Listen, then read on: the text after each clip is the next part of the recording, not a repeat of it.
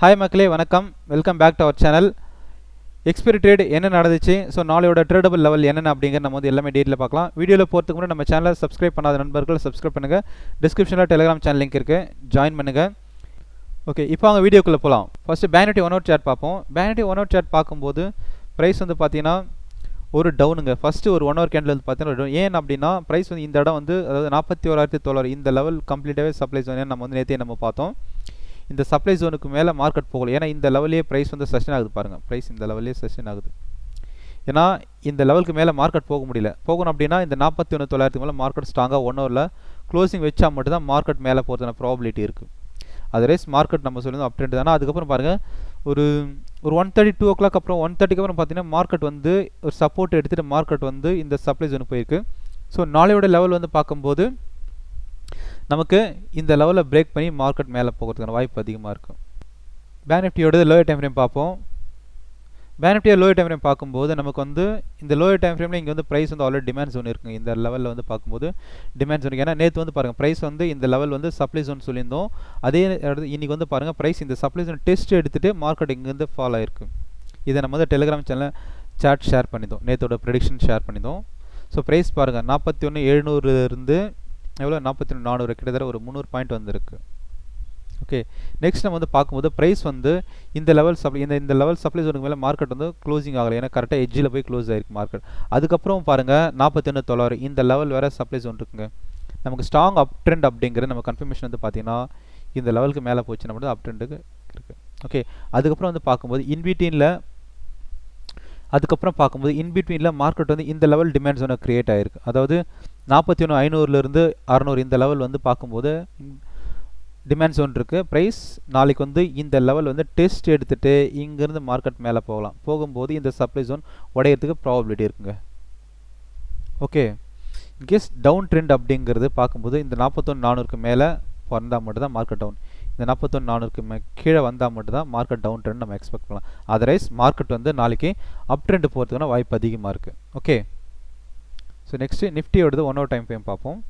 நிஃப்டியோட 1 hour time பாருங்கள், இந்த 17,900 வர ப்ரைஸ் இந்த சப்ளை ஜோனுக்கு மேலே மார்க்கெட் போக இந்த லெவலே தான் இருக்குது.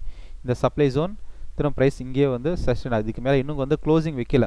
17,950 வந்து மார்க்கெட் இருக்குது. 17,960 வந்து மார்க்கெட் க்ளோசிங் ஆகிருக்கு. இந்த சப்ளை ஜோன் உடஞ்சா மட்டும் தான் மார்க்கெட் வந்து இந்த லெவல் ஓப்பன் ஆகிட்டு இந்த லெவல் டெஸ்ட் எடுத்துகிட்டு மார்க்கெட் வந்து 18,100 வரை போகிறதுக்கு வாய்ப்பு இருக்குது. இந்த 100க்கு மேலே மார்க்கெட் க்ளோசிங் வச்சதுன்னா ப்ரைஸ் இன்னும் நல்ல ரேலி நம்ம வந்து எக்ஸ்பெக்ட் பண்ணலாம். இப்போது டவுன் ட்ரெண்ட் பார்க்கும்போது நமக்கு வந்து இந்த லெவல் அதாவது இந்த லோ வந்து பிரேக் பண்ணிச்சு, அதாவது 17,840 இந்த லோ வந்து பிரேக் பண்ணிச்சா நம்ம வந்து டவுன் ட்ரெண்ட் நம்ம எக்ஸ்பெக்ட் பண்ணலாங்க. 1 ஹவரில் ஸ்ட்ராங்காக கீழே க்ளோசிங் வைக்கணும், வச்சதுன்னா மார்க்கெட் நம்ம இந்த லெவலில் டவுன் ட்ரெண்ட் எக்ஸ்பெக்ட் பண்ணலாம். ஸோ 17,600 இந்த லெவல் வரை நம்ம எக்ஸ்பெக்ட் பண்ணலாம். ஆனால் மார்க்கெட் வந்து நாளைக்கு பார்க்கும்போது அப் ட்ரெண்டுக்கான ப்ராபபிலிட்டி அதிகமாக இருக்குது. ஓகே, இது வந்து ஹை டைம் ஃப்ரேமில். நிஃப்டியோடது லோயர் டைம் ஃப்ரேம் பார்ப்போம். நிஃப்டியோடது லோயர் டைம் ஃப்ரேம் நம்ம வந்து என்ட்ரி சொல்லியிருந்தோம். ஆக்சுவலி குரூப்பில் ஷேர் பண்ணியிருந்தேன் டெலிகிராம் சேனலில். இந்த லெவல் ஆக்சுவலி இந்த லெவல் வந்து பார்த்தீங்கன்னா சப்ளை ஜோன் இந்த 17,940 வந்து சப்ளை. இங்கேருந்து வந்து பாருங்கள் ப்ரைஸ் வந்து கிட்டத்தட்ட ஒரு 50-60 பாயிண்ட் கிட்ட வந்து 50 பாயிண்ட்ஸ் கிட்டனா 870 வந்து லோ வந்திருக்கு. 17,870 930லேருந்து 17,870 லோ வந்துருக்கு. கிட்டத்தட்ட ஒரு 60 பாயிண்ட் டவுன் ஆயிருக்கு.